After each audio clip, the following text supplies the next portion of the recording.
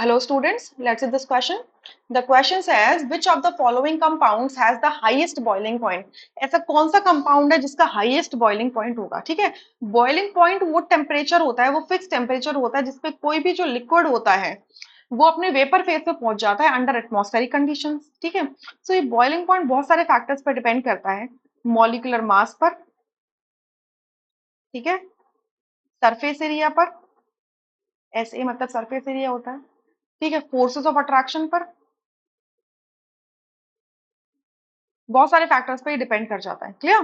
तो अब इसमें से अगर आप देखो, सब में पहले देख लेना, CH3 CH2 CH2Cl, 3 कार्बन,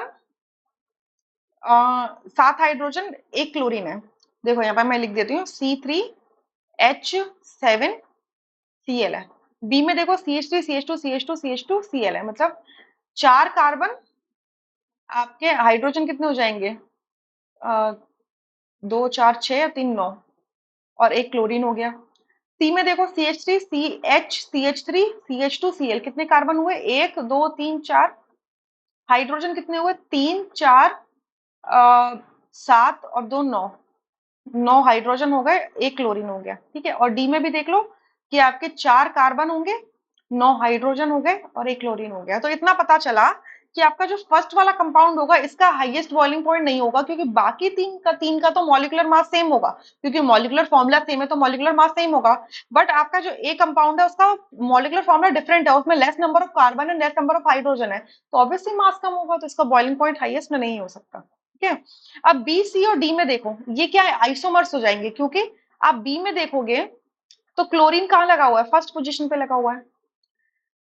ठीक है, सी में देखोगे तो क्लोरीन क्या दिख रहा है, क्लोरीन फर्स्ट पे देख लो, तो कार्बन चेन आपकी 3 की हो गई। सी में देखो स्ट्रक्चर कुछ ऐसा दिख रहा है, CH3 CH CH3 CH2Cl, मतलब आप क्या देख रहे हो, ब्रांचिंग हो गई है, 1 कार्बन 2 कार्बन 3 कार्बन, यहाँ पे लॉन्गेस्ट चेन 3 कार्बन की है तो ब्रांचिंग हो गई है। और डी वाले के अंदर तो और ज्यादा ब्रांचिंग हो गई है, 2 कार्बन की चेन रह गई है और ब्रांचिंग हो गई है बाकी जगह। ठीक है, तो जितनी ज्यादा ब्रांचिंग हो जाती है उतना ही छोटा सरफेस एरिया हो जाता है, और सरफेस एरिया कम हो जाता है तो बॉइलिंग पॉइंट कम हो जाता है।